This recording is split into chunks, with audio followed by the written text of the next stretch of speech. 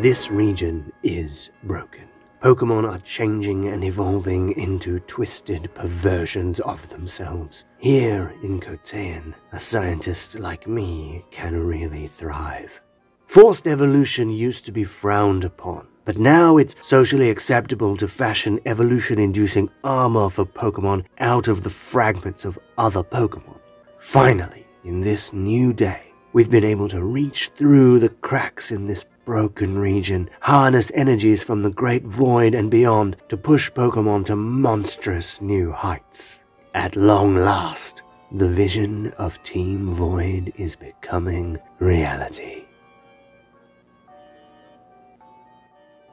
Call it self-indulgence, a little throwback to the days I worked for Team Rocket. They were paying me to find a radio frequency with which they could contact Giovanni. Thought the forced evolution of that Magikarp was an accident. Fools. The Red Gyarados was only the beginning, only a simple aesthetic change. Here in Kotean, I've been able to refine the technology, reach far beyond our world, and harness frequencies that have forced a much more powerful evolution. Aesthetically, it may have retained even more of its unevolved form, but let me assure you, in terms of power and rage, Gyarados is more akin to some kind of Mega Gyarados, if such a thing could exist.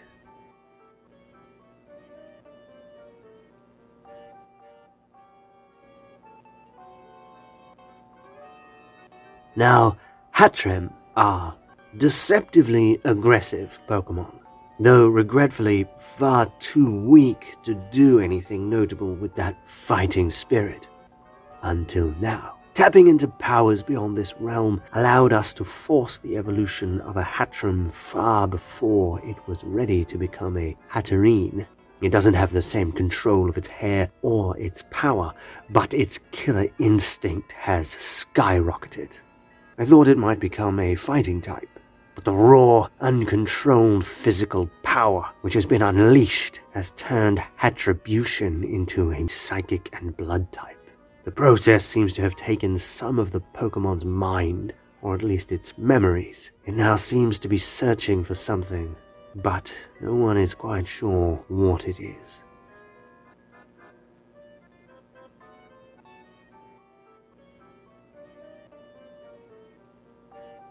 Excitingly, we received permission to transport Shrillp from the Solympia region. Shrillp had an interesting reaction when we began exposing it to frequencies from beyond this world. It was as though it began to actually attune the persistent screams of other Shrillp which had left this world. The near-invisible Pokemon is so often stepped on, it seems they die screaming more often than not.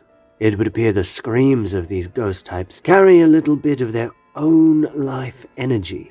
We unwittingly empowered our Shrillp to channel those screams of its fallen brethren, absorbing that energy and evolving into the many-souled Ocaprella.